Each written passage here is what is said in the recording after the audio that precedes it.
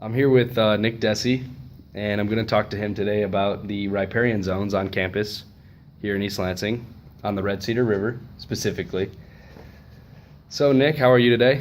I'm doing good. How you doing? I'm doing well. Thank you for doing this interview, by the way. No problem. Just my goal today is to test the knowledge of how the my peers on campus understand the riparian zones and what functions they play. Okay? Yep. All right, let's begin. Do you believe fertilizers placed near the Red Cedar River will run off into it? And why? I do believe they will run off into the river because, as you can see out today, it's raining, and that rain water will force that fertilizer down into the river and contaminate that river. Kill all this, maybe harming the stuff in the river. I don't want to see that. I don't know if you want to see that. No, certainly do not. Okay. I would love to see a nice, healthy ecosystem in the Red Cedar River. So you are aware that there is fertilizers and pesticides used near the river for obviously grass and trees and stuff like that. Mhm. Have you noticed that on campus at all, or have you noticed any Uh, fertilizing being done? I have not witnessed any fertilizing being done.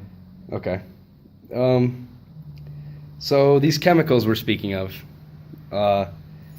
what do you think could work as a natural barrier to stopping these chemicals in these zones near the water? Maybe like some like natural forests or like just some vegetation, like some Yes, bushes, yes. shrubs, or just the natural trees that were once there. Hmm. Maybe that could. I'm not really sure. Yeah. And chemicals such as phosphorus and nitrogen. But yeah. All right. So, what types of plants or trees do you typically see near the areas along the river? I don't Here know, on campus, specifically at the Red Cedar River. what type of trees? Yeah, do you notice maybe more grass or more like grass that has been put in by the university instead of more natural, like the Sanford natural area, for instance? What do you notice more of as you're walking along the Red Cedar River? I think more of the natural like trees. I don't know about Right up along the river, you mean? yeah, The yeah, banks? like, with all the trees like hanging like down into the water. Mm-hmm. I don't know if I've seen too much like in the grass, like man-made, but I mean it Mhm. looks pretty natural to me. So Yes. I mean, But have you been through the Sanford natural area? yeah, it's pretty nice in there. Yes, and have you noticed the trees going out? Like, I'd say it's pretty much a forest. Have you noticed that? Yeah. And it's not touched by grass Yeah. or anything like that. Okay, well, so what we've been talking about, these are called riparian zones. Did you know what a riparian zone was before this? Or No. no knowledge of our riparian zone? Okay. So now that you know the name riparian, what functions do riparian zones, would you think, would play on our campus in terms of how they may help us? Well, maybe they could stop the fertilizers, like what you said, from contaminating the river, keep the water in a better quality, a better pH level, I guess, Hmm. and just maybe bring it back to its natural form. I mean, for all the eco people here, I mean, they would love to see all the green. So. Yes. And would you think a more natural riparian zone would work more effectively than a developed where there's concrete or grass, stuff that doesn't absorb as well? Oh, Would you? yeah, for sure, yeah, because it's natural to the river and it's not. The river's not like it's not used to the man-made stuff, so it wouldn't like cooperate well with it. As in more runoff, as you spoke of Yeah, earlier, yeah. more runoff on developed land is what you're trying to say. Yeah.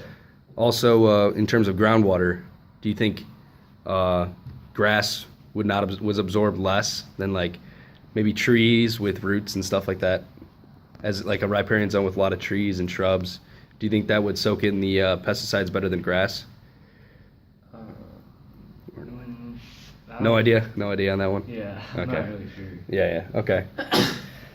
So, so do you think riparian zones that? Actually, let's scratch that question.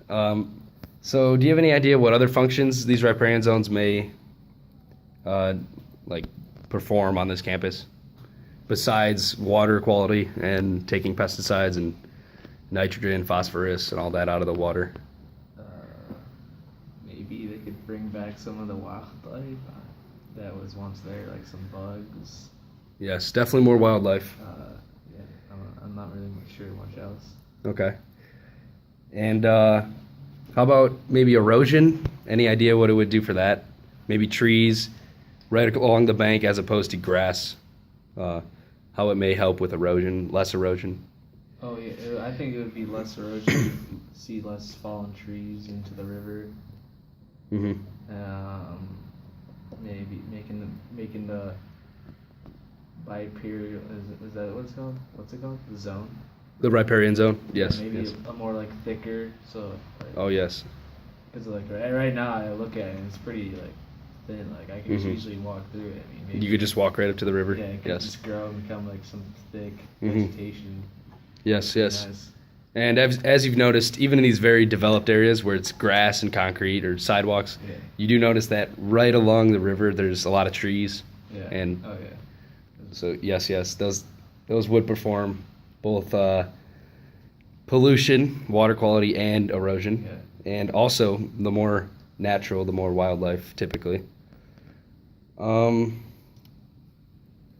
Let's go to our next question about riparian zones. So overall, do you think riparian zones, from what you've heard from this conversation, do you think they are beneficial, or they are needed, or do you think we maybe don't need them? It's not necessary for the river, the Red Cedar River. I do think they are, and we should have them because they seem to do like a good job for the river and like our environment, and just providing cleaner, healthier environment for us. Keep the river clean, Mm-hmm. protect the animals that live in there, Yes. and just overall, it would just do great things for the Yeah. environment. So you think overall they're needed Yeah.